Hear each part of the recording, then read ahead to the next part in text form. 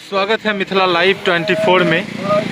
अभी मैं मौजूद सिंगवाड़ा ब्लॉक के अंतर्गत निस्ता पंचायत में। ये जो सड़क आप देख पा रहे हैं, ये एक मोहल्ले को मेन रोड से जोड़ने वाली मुख्य मार्ग है, मेन रोड है।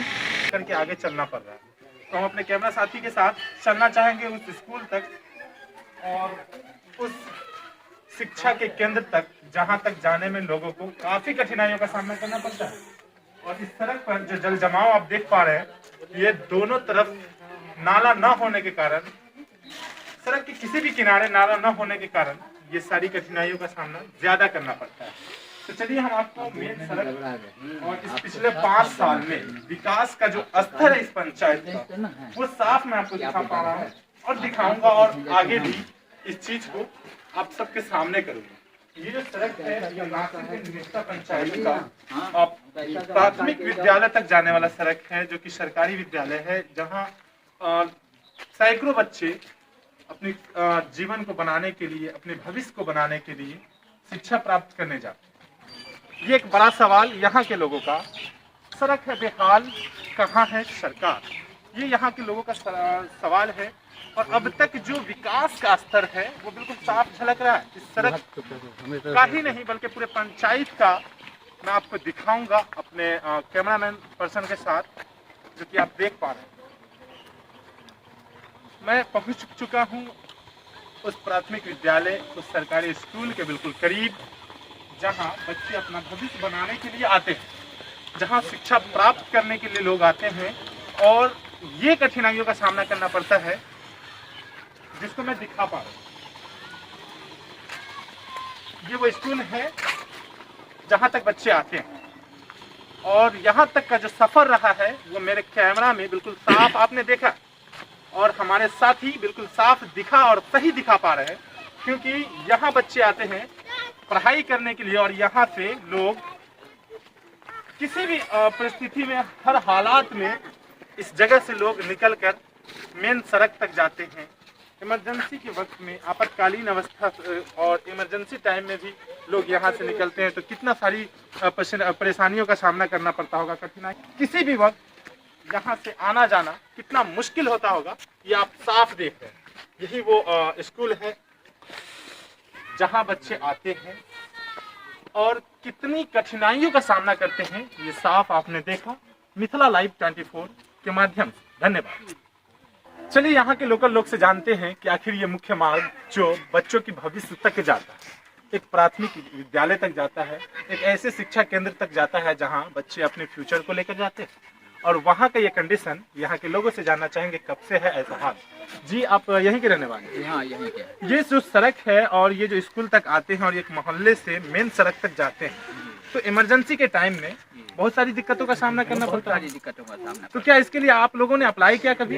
हाँ, हम लोग कहते थे, टीचर लोगों को कहते हैं, मगर टीचर लोगों तो अपना कुर्सी जैसे पर उनको प्यारा है, वो नहीं आगे बढ़ाते हैं मामला, अलग कहते हैं। लेकिन ये कार्य जो है नेताओं का है, तो क्या आपके मुखिया तक ये बात पहुंचाई आप लोगों ने कभी? ना, यहाँ की जनता जो है नहीं पहुँच पाया है। ये सब चीज़ नहीं कह पाया, नहीं तो अगर कहता तो। चलिए, यहाँ पर युवा है, इनसे जानना चाहेंगे युवा की क्या राय है। जी बताएंगे, आप यहीं के रहने वाले हैं? जी, हम यहीं। अपना शुभ नाम बताएं। मेरा नाम मुदस्सिर हसन है। ये जो 5 साल का कार्यकाल रहा मुखिया का, तो इसमें क्या ये सड़क जो बच्चों के फ्यूचर को बनाने के मंजिल तक आता है, एक ऐसे स्थान तक आता है और एक ऐसे मोहल्ले से निकलकर मेन सड़क तक जाता है, तो इमरजेंसी की अवस्था में, आपातकालीन अवस्था में तो बहुत सारी कठिनाइयों का सामना होता होगा? जी, बहुत सारी कठिनाई का अवस्था होता है। मैं भी इसी स्कूल में पढ़ा हूँ और बचपन से देखते आया हूँ। यहाँ पर का रास्ता सही से अभी तक नहीं बना है।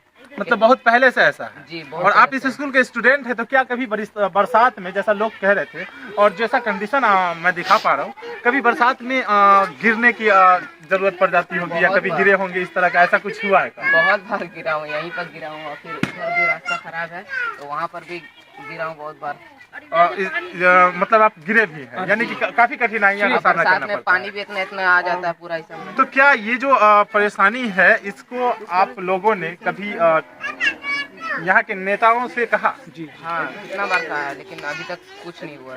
और जिसका ये कंडीशन यहाँ के लोकल ग्रामवासी बता रहे हैं कि 20 सालों से ये हाल है, और जो भी मुखिया रहे हैं उन सबको हम लोगों ने कहा हमारी गुरुहार, लेकिन जाती है बेकार हमारी गुरुहार। तो और भी चर्चा करना चाहेंगे, जैसे इस सड़क पर दूर दूर तक नाला नहीं दिख रहा, उस पर क्या कहना चाहेंगे आप? दूर दूर तक पहले तो सबसे पहली बात है कि सड़क ही नहीं है। जब सड़क बनेगा तब नाला बनेगा।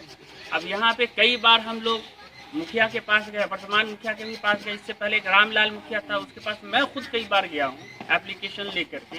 कितनी बार उसने कहा हाँ हाँ हाँ ठीक है, हो जाएगा, फंड आ रहा है, सिवाय भरोसे के और कुछ नहीं। और यहाँ की पब्लिक को जो है हमेशा जो है वो छला ही जाता है, ठीक है ना। और बाकी जो है पैसा जो है, उस पैसे का दुरुपयोग होता है। सारे लोगों के वार्ड मेंबर से लेकर के समिति के लोगों तक जो पैसा का बंटवारा हो जाता है, लेकिन काम नहीं हो पाता है। और अब भी फिर जो है 5 साल का कार्यकाल खत्म हो चुका है, अब फिर जो है नया चुनाव आने वाला है। तो किस आधार पर अभी कुछ दिन पहले की मैं बात बता रहा हूँ कि नापी लेकर के ये गए। देखिए लोगों को कैसे बेवकूफ़ बनाया जाता है। रोड की नापी हो गई, पता है लोगों को कि मार्च में आचार संहिता लागू हो जाएगा, बिल्कुल। उसके बाद कोई फंड रिलीज नहीं होगा गवर्नमेंट की तरफ से, ठीक है, काम नहीं हो पाएगा। फिर उसके बाद क्या होगा कि मई में आपका इलेक्शन होना है, मई या जून जो भी इलेक्शन होगा, इलेक्शन के बाद फिर बरसात आ जाएगा, बरसात के बाद फिर कोई काम नहीं होगा। यानी कि ये काम जो है फिर से 1 सालों तक का पेंडिंग होगा, ठीक है ना।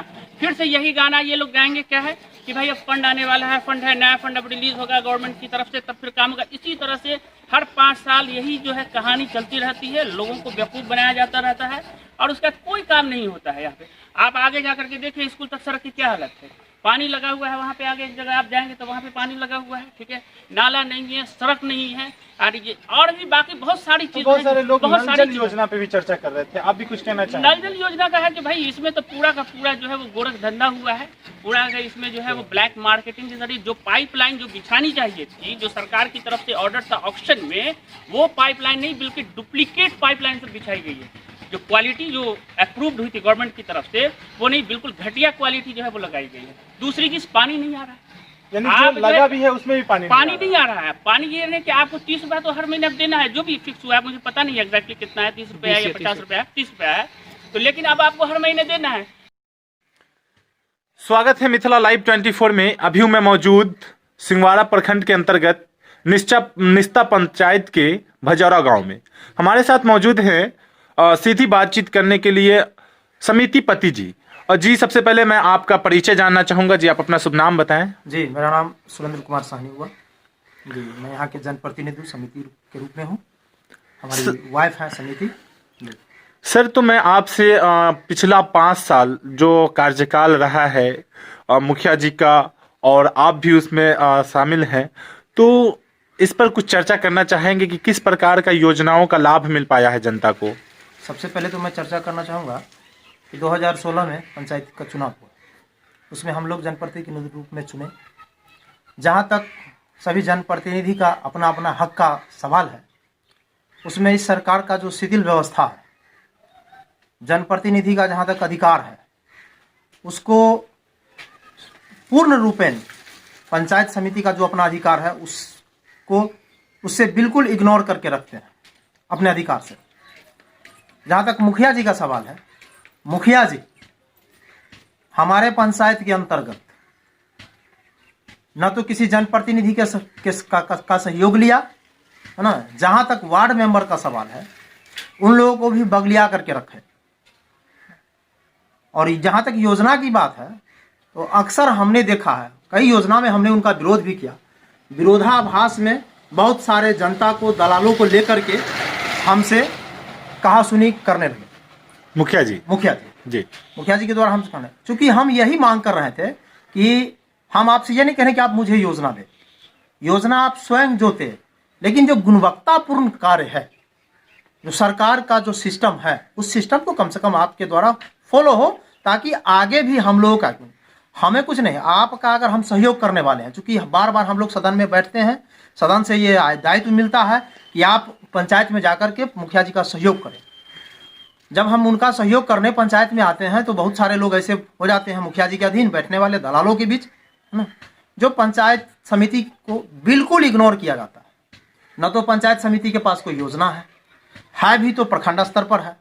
प्रखंड में ये तय कर लिया जाता है सरकार के पदाधिकारियों के द्वारा, बीडीओ के द्वारा या सीओ के द्वारा, पीओ के द्वारा, कि आप लोग हैं कौन, आप लोग एक सिर्फ लेटर दीजिए, अपना बात रखिए, योजना हम चलाते हैं।